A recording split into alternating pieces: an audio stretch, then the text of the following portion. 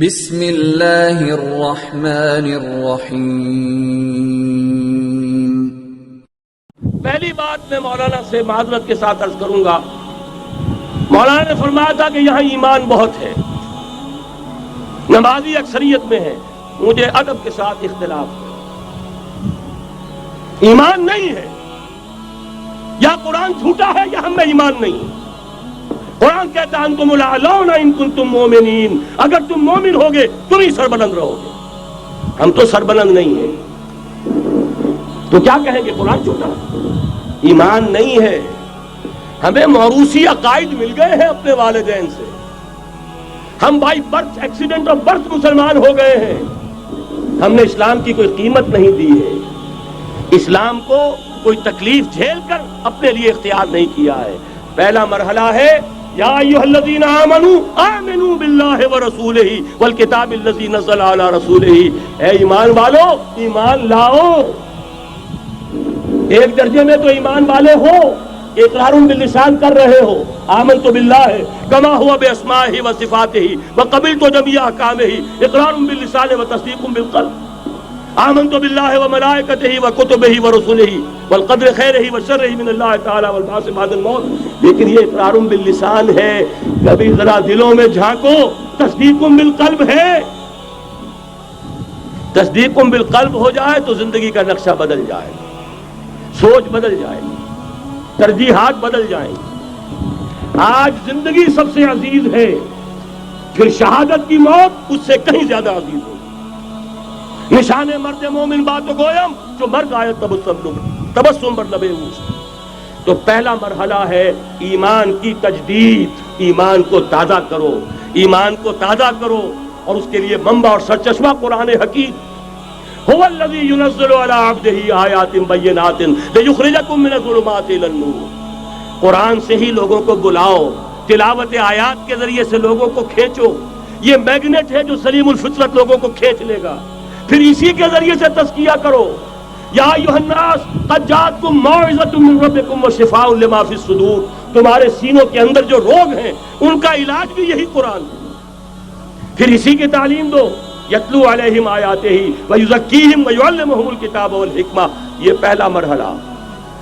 دوسرا مرحلہ جو ایمان اپنا تازہ کر لیں، شعوری طور پر اللہ، آخرت، رسالت، قرآن، محمد الرسول اللہ کی ختم نبوت، اس پر ایمان لے آئے شعوری طور پر، تجدید ایمان۔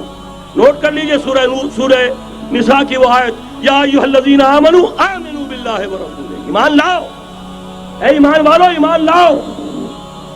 جو لوگ یہ مرحلہ طے کر لیں وہ بنیان مرصوص بنے، بیعت کی بنیاد۔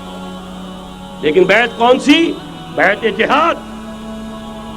یہ جو بخاری شریف میں ترانہ آیا ہے صحابہ کرام کا، غزوہ خندق میں جب صحابہ کدالیں چلا رہے تھے، خندق کھودی جا رہی تھی، تو ان کی زبانوں پر ایک شعر تھا، نحن الذین بایعوا محمدا علی الجہاد ما بقینا ابدا، ہم وہ ہیں جنہوں نے محمد سے بیعت کی ہے جہاد کی، جب تک جان میں جان ہے جہاد جاری رہے گا۔ یہ جہاد کی بیعت، سید احمد بریلوی رحمۃ اللہ علیہ نے پہلے بیعت لی تھی بیعت ارشاد، پھر بیعت لی بیعت جہاد، اور اسے کہا یہ سلسلہ محمدی ہے۔ سلسلہ چشتیہ میں بیعت ہو گئی، سلسلہ سہروردیہ میں ہو گئی، سلسلہ نقشبندیہ میں ہو گئی، سلسلہ قادریہ میں ہو گئی، اب آؤ بھائی سلسلہ محمدیہ میں بیعت کرو، اور سلسلہ محمدیہ جہاد کی بیعت ہے۔ نحن الذین بایعوا محمدا علی الجہاد ما بقینا ابدا۔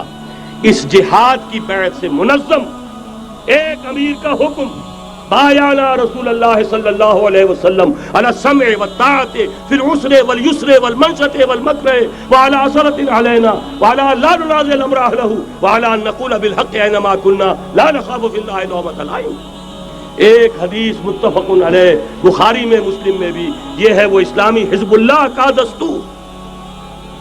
نمبر 3 کام کیا ہوگا؟ جہاد، جماعت بن گئی جہاد، لیکن جہاد کا پہلا مرحلہ ہے جہاد باللسان، زبان سے جہاد، دعوت، تلقین، نصیحت، اور ان سب کا مرکز و محور قرآن، جہاد بالقرآن۔ جہاد باللسان، جہاد بالقرآن. فلا تطع الکافرین وجاہدہم بہ جہادا کبیرا. اے نبی آپ ان کافروں کی باتیں نہ سنیے، ان کے کہنے میں مت آئیے، ان سے کوئی اثر قبول نہ کیجیے، اور ان کے خلاف جہاد کرتے رہیے اس قرآن کے ذریعے سے. بہت بڑا جہاد 13 برس تک جہاد ہوتا رہا ہے قرآن کے ذریعے سے. لیکن اس کے بعد اب مکے میں آ کر جب اللہ نے مدینے میں آ کر موقع عطا فرما دیا، جب وہاں پر آ کر ایک بیس عطا کر دیا، اب وہاں سے جہاد بالسیف، جہاد بالید کا آغاز ہوا. اب طاقت کے ساتھ، اب طاقت کے ساتھ، قوت کے ساتھ، ہاتھ کے ساتھ جہاد شروع ہوا. اس میں آخری بات عرض کر رہا ہوں، آج کے دور میں اس کی ایک شکل تو وہ تھی جو حضور کے دور میں تھی.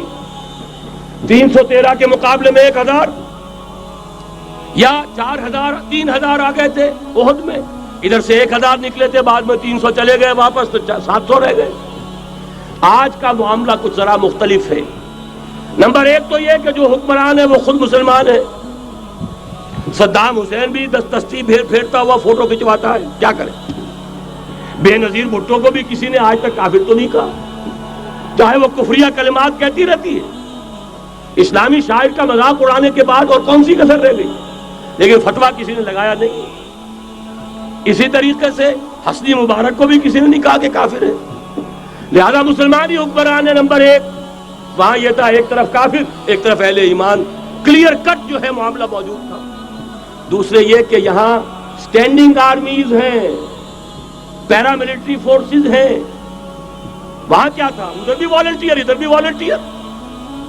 کوئی سٹینڈنگ آرمی، کوئی ٹرینڈ آرمی موجود نہیں تھی. 313 بھی والنٹیئر تھے، 1000 بھی والنٹیئر تھے. البتہ یہ کہ اسلحہ کا فرق تھا.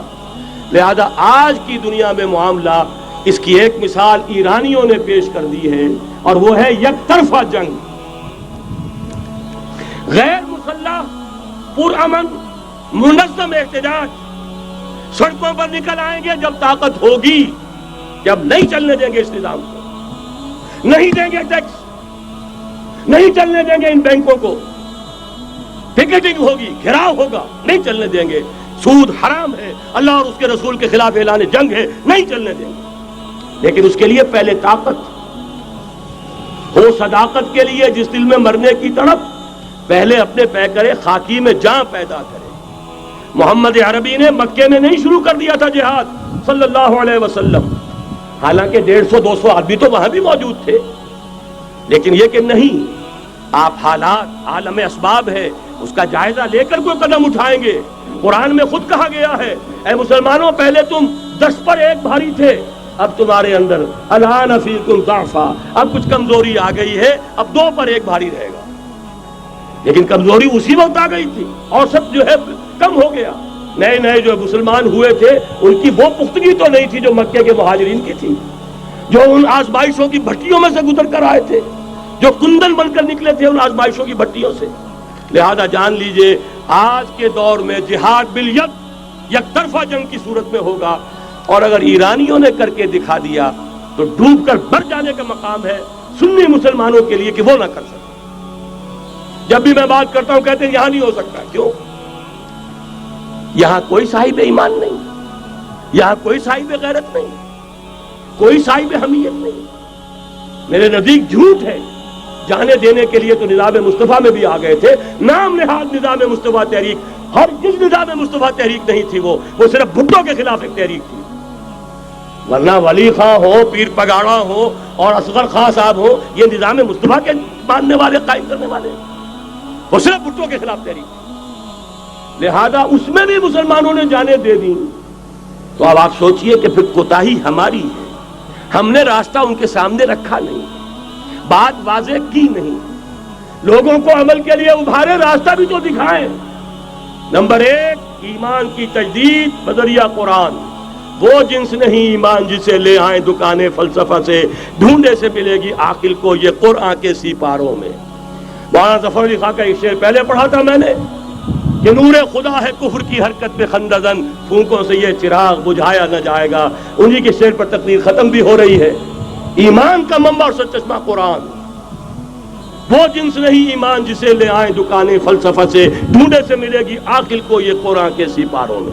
تجدید ایمان بذریعہ قرآن، اجتماعیت بذریعہ بیعت، بیعت جہاد، بیعت سمع و طاعت فی المعروف۔ نمبر 3، جب تک طاقت کافی نہیں ہے جہاد باللسان، کہو تو صحیح یہ فحاشی خدا کے لیے ختم کرو، کہو تو صحیح اخبار والوں سے جا کر ہاتھ جوڑ کر، یہ کیا تم رنگین تصویریں شائع کرتے ہو نوجوان لڑکیوں کی، یہ کون سا تمہیں ثواب ہو رہا ہے؟ تم نے کس چیز کو ذریعہ بنایا ہے اپنی کمائی کا اور اپنی دولت کے حصول کا؟ کہو تو صحیح، نہ سنے۔ بہرحال اللہ تعالیٰ کے ہاں تمہارے کہنے کا یہ جو نہی عن المنکر باللسان ہے، تمہیں تو اجر و ثواب ملے گا۔ اور جب طاقت اتنی ہو جائے کہ ٹکر مول لینے کی پوزیشن میں ہو تو نکل آؤ، گھیراؤ کرو۔ شیعوں نے پاکستان میں بھی کر کے دکھا دیا۔ 50,000 نے جا کر سول سیکریٹریٹ کا گھیراؤ کر لیا۔ ابھی ماشاء اللہ جوان تھا، بوڑھا نہیں ہوا تھا، کل 3 برس، اور بڑے تنتنے کے ساتھ ضیاء الحق صاحب لے کر آئے تھے آرڈیننس، زکوٰۃ آرڈیننس۔ 50,000 نے جا کر گھیراؤ کیا۔ اگر ہمیں کمٹمنٹ نہیں دو گے کہ ہمیں ایگزمپٹ کیا جائے گا، نہیں اٹھیں گے، مارو گولیاں، مارو جتنوں کو مارو۔ چیف مارشل اللہ ایڈمنسٹریٹر کی ناک رگڑی گئی زمین میں، کمٹمنٹ دی کہ جی میں آپ کو کر دوں گا، ایگزمپٹ کر دوں گا، وعدہ ہے، تب اٹھے۔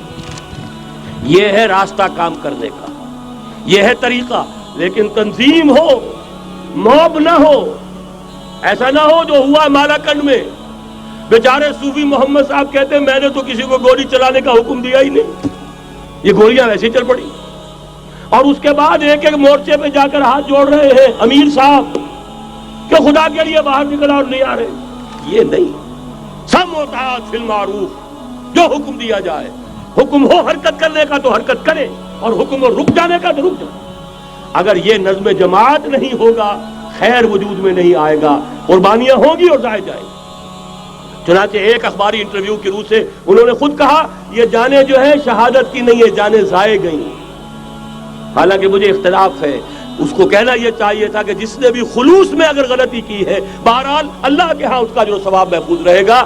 جان دینا آسان کام نہیں ہے، لیکن یہ ضرور ہے کہ نظم کے بغیر دی گئی ہے، اس کا دنیا میں نتیجہ نہیں نکلے گا۔ تو یہ میں نے عرض کیا آپ سے 4 نکات: تجدید ایمان بذریعہ قرآن، اجتماعیت بذریعہ بیعت جہاد اور بیعت سمع و طاعت فی المعروف۔ پھر جب تک طاقت کافی نہیں، نہی عن المنکر باللسان، مظاہرے کرو، لوگوں کو جا کر روکو، ہاتھ جوڑو، خوشامد کرو، باز آ جاؤ، منکرات کو چھوڑ دو، اللہ کے غضب کو دعوت نہ دو، اللہ کے غصے کو نہ بھڑکاؤ۔